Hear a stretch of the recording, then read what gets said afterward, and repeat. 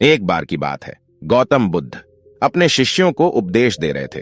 इसी दौरान वहां हैरान परेशान राजा अजातशत्रु आ पहुंचे। उन्होंने गौतम बुद्ध को प्रणाम किया और कहा कि हे बुद्ध, जब से मैं तुम्हारा अनुयायी बना हूं तब से सभी लोग मेरे सीधेपन का बहुत फायदा उठा रहे हैं। आपका अनुयायी बनने से पहले लोग मुझसे बहुत डरते थे, क्योंकि तब मैं बहुत क्रूर था और किसी को भी मृत्युदंड देने में क्षण भर का भी समय नहीं लगाता था। आपका अनुयायी बनने के बाद अब मेरा मन इन कामों को करने को तैयार नहीं होता है और मैं सभी लोगों को प्रेम देना चाहता हूं, परंतु कुछ लोग इस बात का गलत फायदा उठा रहे हैं और इससे मेरी प्रजा को बहुत खतरा है। मेरे शासन में बहुत दिक्कतें आ रही हैं। आप ही अब बताएं, मैं क्या करूं? गौतम बुद्ध फिर उन्हें एक कहानी सुनाते हैं। बहुत समय पहले की बात है। एक बार एक भिक्षु एक गांव से गुजर रहा था। उस गांव में एक बहुत बड़ा पीपल का वृक्ष था। चलते चलते भिक्षु बहुत थक गया था। उसने सोचा कि उस वृक्ष के नीचे थोड़ा आराम कर लिया जाए।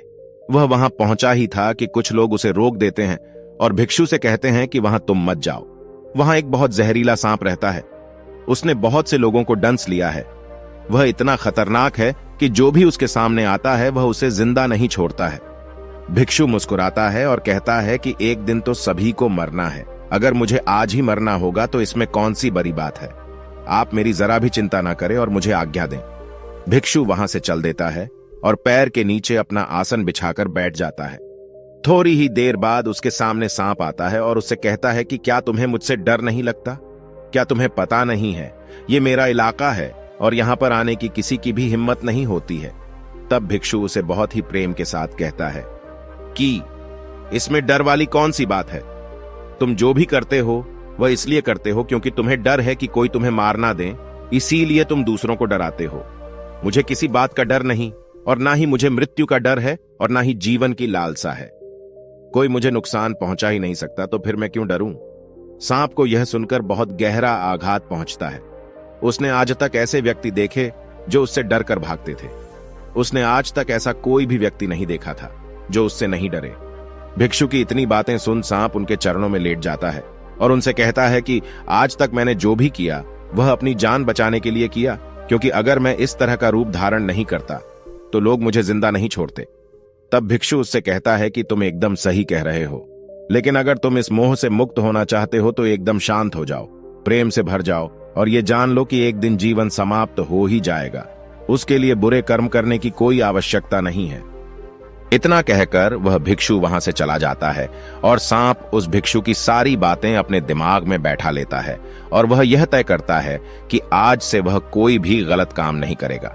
सांप सभी बुरे कर्मों को छोड़ देता है, लेकिन इसका उस पर उल्टा असर पड़ता है। जो लोग उससे पहले देखकर भागते थे अब उसके सीधेपन का गलत उपयोग करने लगे। अब सब लोग उसे छेड़ते, उसे चोट पहुंचाते। अब सांप बहुत दुखी रहने लगा और बहुत ज्यादा दुखी रहने लगा। अब उसके शरीर पर बहुत से चोट के निशान बन गए, क्योंकि अब वह लोगों को नुकसान नहीं पहुंचाता था और सभी लोगों के साथ प्रेम से रहने की कोशिश करता था। लेकिन लोगों में उसके प्रति जो डर था वही उसे सुरक्षित रखता था।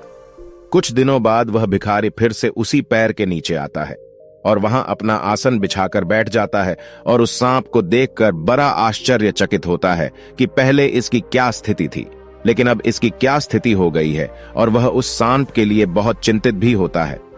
उस भिक्षु को देखकर साफ कहता है, हे भिक्षु, जब से आपने मुझसे कहा कि मैं शांत हो जाऊं और प्रेम को अपनाओ, तब से लोगों ने मुझसे बहुत गलत व्यवहार करना शुरू कर दिया, जिससे मुझे जीवन जीने में बहुत कठिनाई हो रही है। अब आप ही बताएं मुझे क्या करना चाहिए? फिर वह भिक्षु कहता है कि हे मित्र, मैंने तुमसे यह नहीं कहा था कि तुम अपने स्वभाव को ही बदल लो। तुम सर्प हो और क्रूरता ही तुम्हारा स्वभाव है। अगर तुम क्रूरता नहीं रखोगे तो लोग तुम्हें खत्म ही कर देंगे, लेकिन इसका मतलब यह नहीं है कि तुम्हारे भीतर जो उद्देश्य है उसे गलत रखो।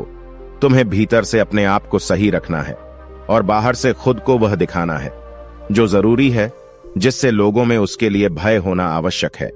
अगर लोगों के अंदर तुम्हारे लिए भय नहीं होगा तो लोग तुम्हें नुकसान ही पहुंचाएंगे, लेकिन तुम्हें भीतर से अपने आप को सही रखना चाहिए कि तुम्हें किसी को नुकसान नहीं पहुंचाना है, केवल अपना भय बनाए रखना है। गौतम बुद्ध कहते हैं कि राजा अजातशत्रु, तुम इस कहानी से क्या समझते हो? राजन, इसका मतलब यही है कि तुम अपने स्वभाव को मत बदलो। तुम अपने आप को समझो तुम अपने आप को प्रेमपूर्ण पाओगे तो अपने उद्देश्य को अच्छा पाओगे। फिर तुम्हें उससे खुशी मिलेगी, और जब तुम्हें खुशी मिलेगी तो तुम लोगों को खुशी दे सकोगे। और यहां इस बात की जरा भी जरूरत नहीं है कि तुम बाहर से लोगों को क्या दिखा रहे हो। जरूरत इस बात की है कि तुम भीतर से अपना उद्देश्य क्या रखते हो। दोस्तों, आपने इस कहानी से क्या सीखा, हमें नीचे कमेंट बॉक्स में कमेंट करके जरूर बताएं। धन्यवाद।